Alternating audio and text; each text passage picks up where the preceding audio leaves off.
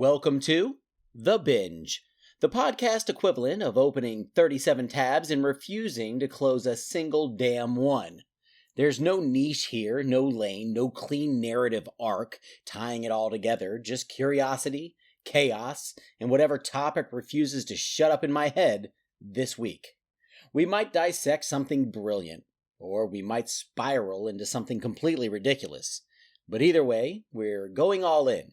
No filler, no fluff, just the good stuff. And occasionally, the weird stuff. Stick around. It's the Binge Podcast where everything's a blast. It's the Binge Podcast. Come join us fast. There's a certain flavor of insanity that only shows up when intelligence gets too far ahead of wisdom. When the brain is sprinting and the soul is somewhere miles back, hitchhiking and trying to catch up. That's the headspace you need to understand the Trinity nuclear test. Not as a clean clinical milestone in a textbook, but as a moment where reality bent, cracked, and then kept going like nothing happened. July 16th, 1945. Pre-dawn.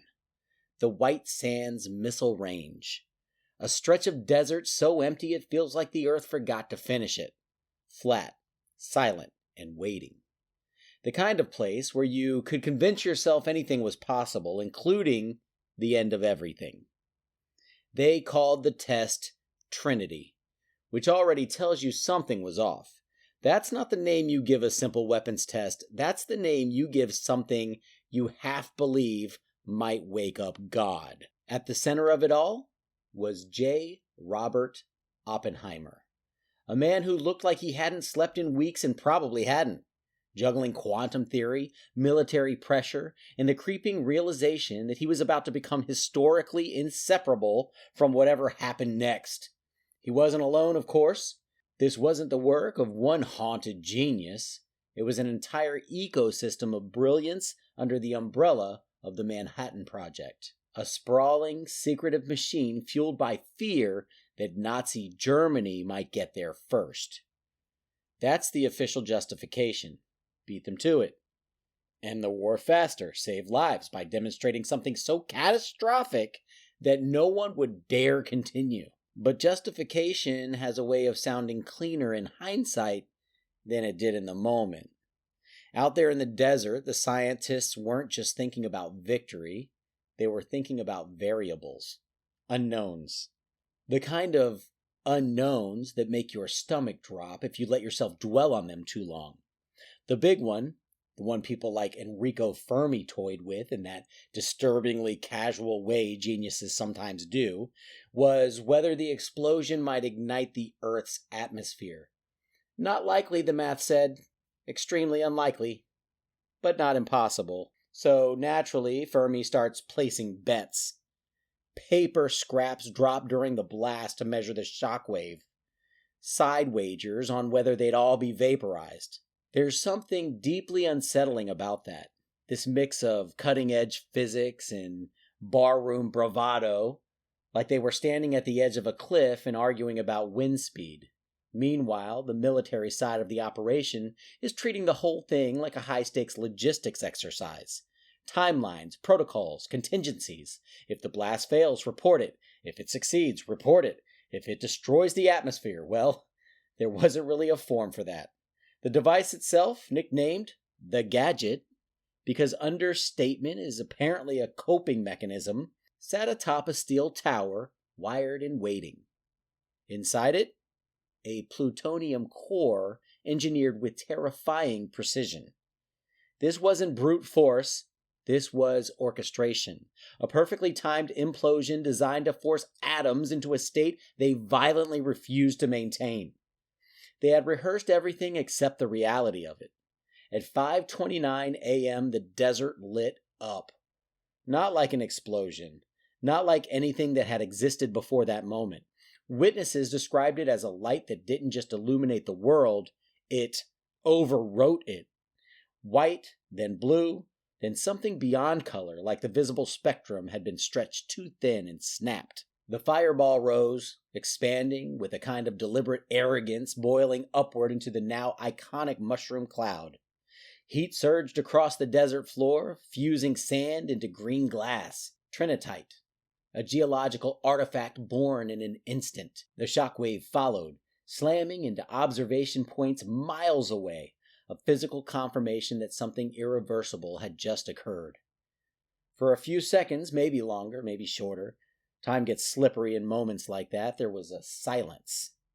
Not literal silence, but a kind of psychological vacuum where nobody quite knew how to react. Then the noise hit. Then the reality. Oppenheimer, watching it unfold, reached for something ancient to describe something entirely new. The line from the Bhagavad Gita, "Now I am become death, the destroyer of worlds." It wasn't a declaration. It was an attempt to process the unprocessable, language scrambling to keep up with consequence. Others reacted differently. Some cheered, some just stared, and some, this is the part that lingers, laughed. Not because it was funny, but because the human brain has a limited number of ways to handle the collapse of its own expectations. Laughter is one of them. A pressure valve for the absurdity of standing there, alive, after seriously entertaining the possibility that you might have just ended the biosphere. And then, almost immediately, they shifted gears. Data needed to be collected, instruments checked, reports drafted. The machinery of science and war doesn't pause for existential reflection. It absorbs it. It repackages it. It keeps moving. Within hours, the event was being translated into numbers, charts, and sanitized language that could fit into briefings and memos. That's the real whiplash of Trinity. Not just the explosion itself, but how quickly it became manageable. Within weeks, the abstract horror was operationalized. The bombs dropped on Hiroshima and Nagasaki weren't experiments. They were applications. The same principles, the same physics, but now aimed squarely at cities full of people who had no idea they were about to become part of a demonstration. Flash, heat, shockwave, silence. History tends to compress these events into clean narratives. The test, the bombs, the end of World War II, cause and effect, action and resolution. But standing back and looking at it without the neat packaging, it's something else entirely. It's a moment where humanity proved it could cross a threshold it didn't fully understand, armed with equations, urgency, and just enough confidence to be dangerous. A moment where the question wasn't, should we, so much as, can we? And once that question is answered, the rest tends to follow whether anyone is ready or not. The Trinity test didn't just usher in the atomic age. It introduced a new kind of tension into the human story. A low, constant hum of awareness that the tools for unimaginable destruction aren't theoretical anymore. They're real, built, tested, filed away under capability. And maybe the strangest part of it all is how quickly it became normal. Within a generation, school children were doing duck and cover drills. Governments were stockpiling warheads like insurance policies. The unthinkable had been thought, executed, and then absorbed into the background noise of modern life. No monsters, no supernatural twist, just people. Brilliant, flawed, driven, standing in a desert at dawn, watching a man-made sun claw its way into the sky and realizing all at once, or not at all, that the world had just become something entirely different. And then, like professionals, they wrote it down, packed it up, and moved on.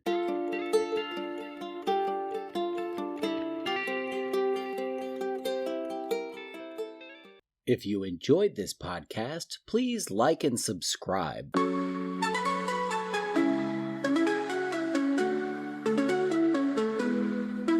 know by now, got stories to tell, from the small to the grand, all under one spell. We talk about this, we laugh about that, from the strange to the bliss. Get ready to chat. It's the Binge Podcast, where everything's a blast. It's the Binge Podcast. Come join us fast.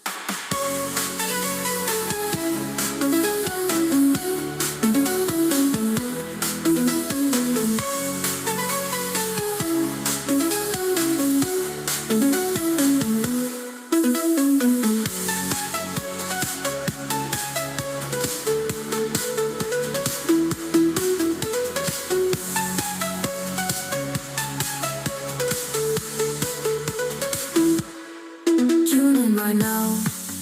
Got stories to tell, from the small to the grand, all under one spell. We talk about this, we laugh about that, from the strange to the bliss. Get ready to chat. It's the Binge Podcast, where everything's a blast. It's the Binge Podcast. Come join us fast.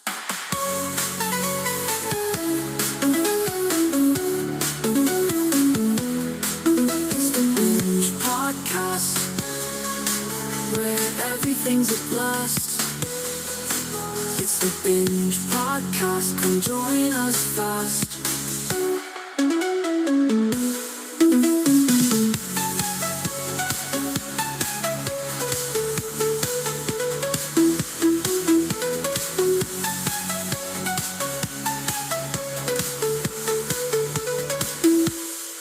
Tune in right now. Got stories to tell, from the small to the grand, all under one spell. We talk about this, we laugh about that, from the strange to the bliss. Get ready to chat. It's the Binge Podcast, where everything's a blast. It's the Binge Podcast. Come join us fast.